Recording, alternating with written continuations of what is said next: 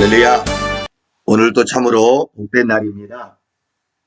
오늘은 사순절 네 번째 날입니다. 그래서 기적이 일어나는 사순절 매일 묵상 출애굽기 4장을 통해서 하려고 합니다. 자, 한번 따라오세요. 출애굽기 4장은 네 가지 주제로 이렇게 나누어 봤습니다. 첫 번째 주제는 효증동안 확신, 두 번째 주제 변명하는 모세, 세 번째 주제 애굽으로 가는 모세, 네 번째 주제 아론 만남. 자, 첫 번째 주제부터 가보겠습니다. 효증동안 확신. 자, 1절에서 9절까지 보면 그 내용을 자세히 알 수가 있습니다. 그래서 이거는 뿌리 구절입니다. 출애굽기 4장 8절 같이 한번 읽어보겠습니다. 여호와께서 이르시되 만일 그들이 너를 믿지 아니하며 그 처음 표적의 표징을 받지 아니하여도 나중 표적의 표징은 믿으리라. 아멘. 내용을 살펴보겠습니다. 하나님이 모세에게 말씀하십니다. 내 손에 있는 것이 무엇이냐? 그러니까 지팡이니다라고 대답하죠. 하나님이 모세에게 말씀하십니다. 던지라. 그래서 던졌습니다. 그래서 뱀이 되었죠. 또 말씀하십니다. 꼬리를 잡으라. 그래서 잡았죠. 지팡이가 되었습니다.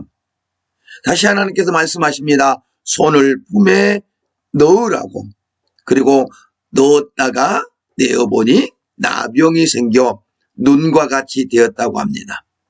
다시 손을 품에 넣으라고 말씀하십니다. 넣었다가 내어보니 본래대로 되었다. 그러면서 하나님께서 모세에게 말씀하시죠. 처음 표적의 표징은 받지 아니하여도 나중 표적의 표징은 믿으리라고 말씀하십니다. 그러니까 모세를 통해서 이제 나타날 표정을 이제 바로 왕이 처음 표정은 믿지 아니한다라는 겁니다. 실망하지 말라라는 거겠죠.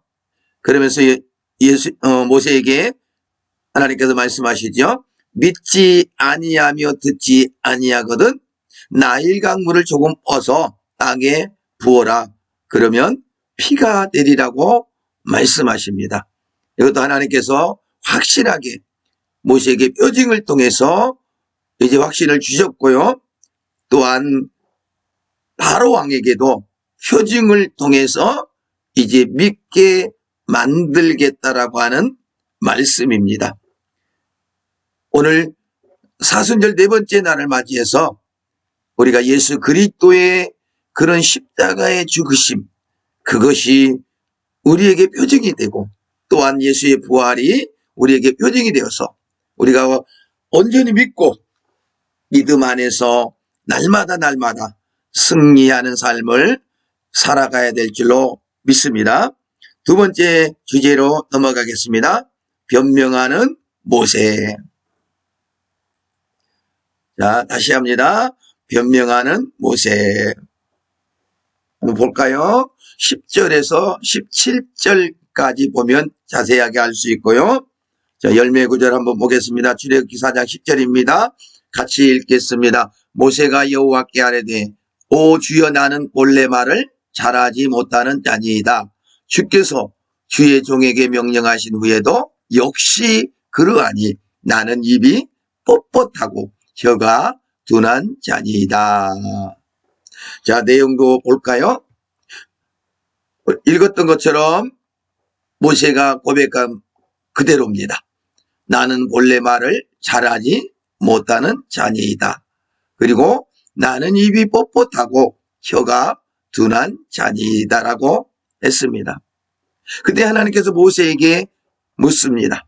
누가 사람의 입을 지었느냐?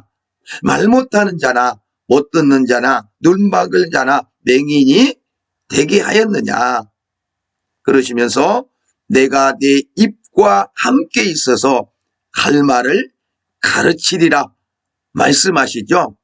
그러니까 염려하지 말라는 거죠. 근데 모세가 다시 또 고백합니다. 주여 보낼 만한 자를 보내소서. 참 많이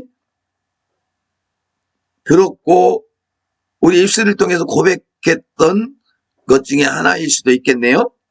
그때 하나님께서 노하시면서 말씀하시죠. 내 형 아론이 있지 아니하냐?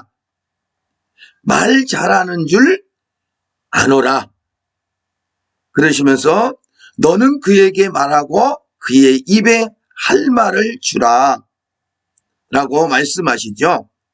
내가 내 입과 그의 입과 함께 있어서 행할 일을 가르치리라 말씀하십니다. 그러니까 한마디로 말해서 모세에게 형 아론을 동역자로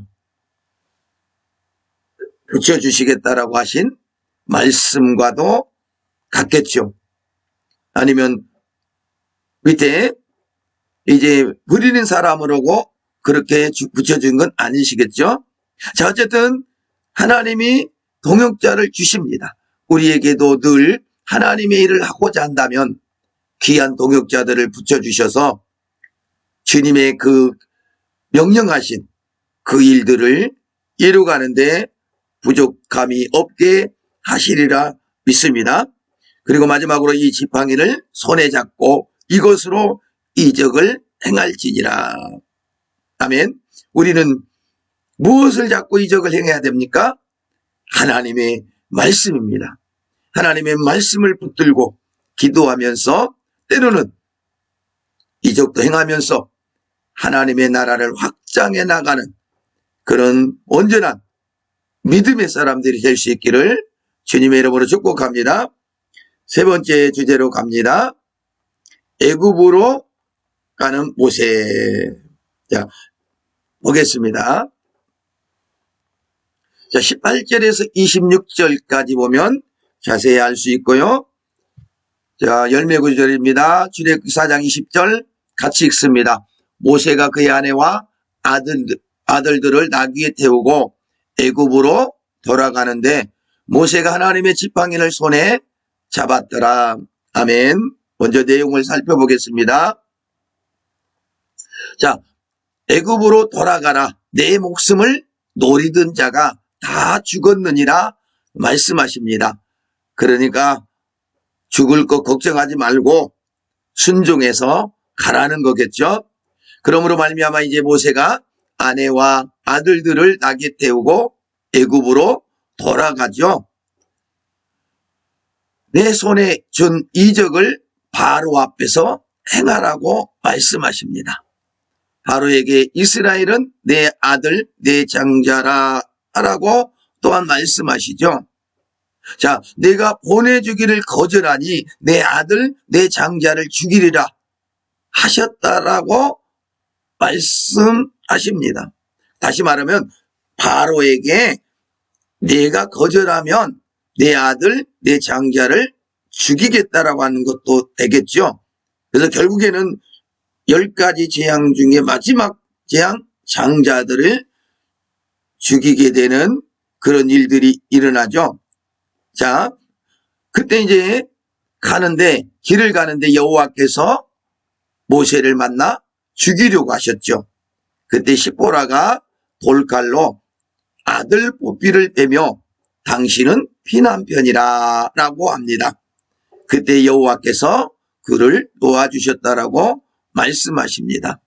자, 어쨌든 간에 시보라의 어떤 영적인 민감성이라든가 그렇게 말하는 게 낫겠나요? 어쨌든 간에 시보라의 지혜로 말미암아 모세가 죽임을 면하게 되는 그런 은혜도 받게 되는 거죠.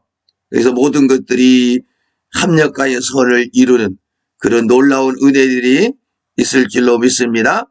자, 하나님이 언제나 하나님의 일을 하는 사람들 편임을 믿고 우리 사순절을 정말 뜻깊게 보낼 수 있기를 간절히 바랍니다. 마지막 네 번째 주제로 가겠습니다. 아론 만남.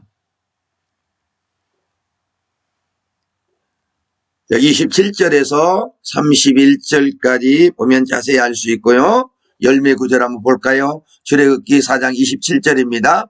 여호와께서 아론에게 이르시되 광야에 가서 모세를 맞으라 하시매 그가 가서 하나님의 산에서 모세를 만나 그에게 입맞추니. 아멘. 내용을 봅시다. 아론에게 광야에 가서 모세를 맞으라고 하시죠. 근데 아론은 그 즉시로 순종하는 것을 볼 수가 있습니다. 자, 그래서 여호와께서 하신 일을 이제 모세가 아론에게 알리지요. 그리고 모세와 아론이 이제 백성을 모읍니다. 그리고 하나님께서 하신 말씀을 전하고 또한 이적도 행하는 것을 볼 수 있습니다. 그리고 백성들이 믿었다라고 합니다. 그리고 경배하였다라고 합니다. 오늘 이것을 통해서 우리도 한번 생각해 볼 수 있는 게 무엇일까요? 자, 하나님의 말씀이 선포될 때 믿으면 참 좋겠죠. 그리고 하나님을 경배해 드려야 되겠죠. 그런데 실상은 우리가 온전히 믿지 못함으로 말미암아 행하지 못하는 게 아닐까. 아까 말씀드렸던 것처럼 바로 왕이 믿지 아니한다는 겁니다. 그리고 행하지 아니한다는 거죠. 자, 오늘 그것도 보면서 우리가 이 사순절을 맞이해서 오늘 예수 그리스도께서 우리에게 말씀하신 그 말씀을 믿으며 온전하게 우리가 경외하며 경배하며 하나님의 귀한 일들을 이루며 하나님의 나라를 이루어가는 복된 사순절이요 또한 복된 남은 생이 될 수 있기를 주님의 이름으로 축복합니다. 오늘도 주님과 동행하며 기적이 일어나는 사순절 넷째 날이 되시기를 간절히 기도합니다. 감사합니다.